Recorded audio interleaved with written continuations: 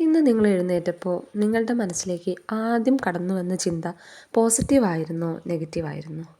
പോസിറ്റീവായിരിക്കുമല്ലേ?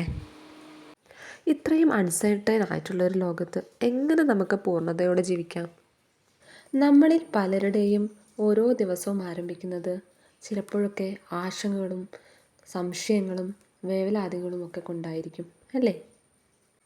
എത്രയങ്ങ് positive ആവാൻ നോക്കിയാലും ചില നിമിഷങ്ങളിൽ നമ്മളെ നെഗറ്റീവ് ഇമോഷൻസ് നമ്മൾ ഒരുപാടങ്ങ് ഭരിക്കാൻ നിൽക്കും. അപ്പോൾ നമ്മുടെ മനസ്സിൽ വിജയങ്ങളെക്കാൾ കൂടുതൽ നമുക്കുണ്ടായ പരാജയങ്ങളെക്കുറിച്ച് ഓർക്കും അല്ലേ? നമ്മുടെ പ്രശ്നങ്ങളെക്കുറിച്ച് ഓർക്കും. ഇതെല്ലാം നമ്മളെ ശാരീരികമായും മാനസികമായും ഒക്കെ വളരെ മോശമായിട്ടുള്ള രീതിയിലാണ് ബാധിക്കുന്നത്.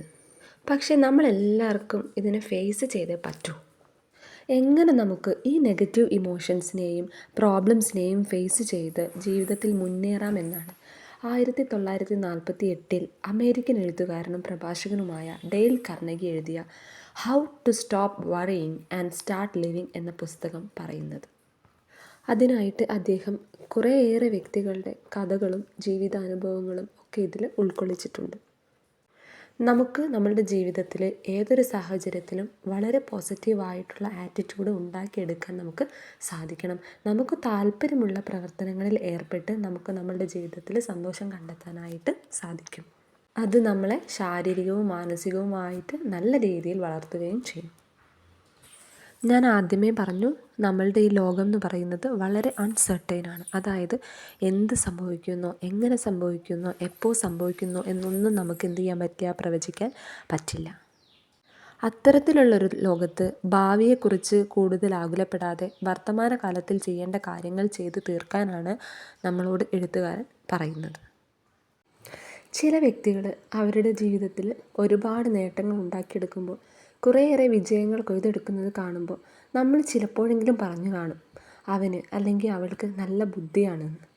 പക്ഷേ brain of a special quality അങ്ങനൊന്നുണ്ടോ? നിങ്ങളുടെ അഭിപ്രായം എന്താണ്? ഈ ബുക്കിൽ ഡെയ്ൽ കാർനെഗി വില്യം ഓസ്ലർ എന്നൊരു വ്യക്തിയുടെ ചില ജീവിതാനുഭവങ്ങൾ വിവരിക്കുന്നുണ്ട്. അവിടെയാണ് ഡേ ടൈറ്റ് കമ്പാർട്ട്മെൻറ്റ്സ് എന്നൊരു ആശയത്തെപ്പറ്റി പറയുന്നത്. എന്താണ് ഡേ ടൈറ്റ് കമ്പാർട്ട്മെൻറ്റ്സ് എന്നതുകൊണ്ട് ഉദ്ദേശിക്കുന്നതെന്ന് നമുക്ക് നോക്കാം. ഒരു ഇരുമ്പ് വാതിൽ കൊണ്ട് പാസ്റ്റിനെ ഒരിക്കലും തുറക്കാൻ പറ്റാത്ത രീതിയിൽ അടയ്ക്കുക. അതുപോലെ തന്നെ ഫ്യൂച്ചറിനെയും ചെയ്യുക. എന്നിട്ട് വർത്തമാനകാലത്തിൽ ശ്രദ്ധയോടെ ജീവിക്കുക. ഇത് വാസ്തവത്തിൽ ഒരു ലൈഫ് ചേഞ്ചിങ് തോട്ട് തന്നെയാണല്ലേ?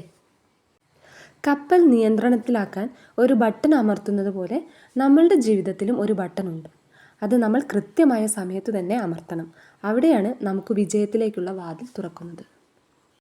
ഭാവിക്ക് വേണ്ടിയാണ് നമ്മൾ കഷ്ടപ്പെടുന്നതല്ലേ? വർത്തമാനകാലത്തിൽ ഉത്സാഹത്തോടെ ശ്രദ്ധ കേന്ദ്രീകരിക്കുകയാണ് വേണ്ടതെന്ന് ഇവിടെ പറയുന്നു.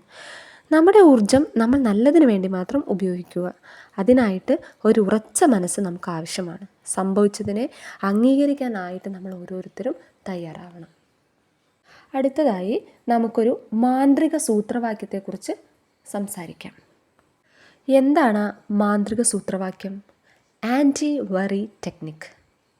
ഈ ടെക്നിക്കിനെ 3 പടികളിലായാണ് നമുക്ക് മുന്നിൽ അവതരിപ്പിക്കുന്നത്.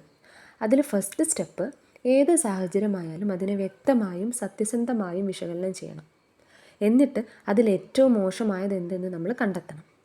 ആവശ്യമെങ്കിൽ അത് സ്വീകരിക്കാൻ തയ്യാറായി പരാജയത്തിൽ വിഷമിച്ചിരിക്കാതെ മറ്റു കാര്യങ്ങളിൽ ശ്രദ്ധ കേന്ദ്രീകരിക്കുക എന്നതാണ് രണ്ടാമത്തെ സ്റ്റെപ്പ്. ഇനി മൂന്നാമതായി, മോശമായ സാഹചര്യങ്ങളെ മെച്ചപ്പെടുത്തുന്നതിനായി അവരവരുടെ സമയവും ഊർജവും നല്ല രീതിയിൽ വിനിയോഗിക്കുക. എന്തുകൊണ്ട് പരാജയം സംഭവിച്ചു എന്ന് വിശകലനം ചെയ്ത് പരിഹാരങ്ങൾ കണ്ടെത്താനായി ശ്രമിക്കണം. ഇത്തരത്തിലുള്ള കുറേയേറെ നല്ല ആശയങ്ങൾ ഈ പുസ്തകത്തിൽ ഉൾക്കൊള്ളിച്ചിട്ടുണ്ട്. നിങ്ങൾക്ക് നിങ്ങളെ കണ്ടെത്താനാവട്ടെ എന്ന് ആശംസിച്ചുകൊണ്ട് ഇന്നത്തെ വീഡിയോ അവസാനിപ്പിക്കട്ടെ.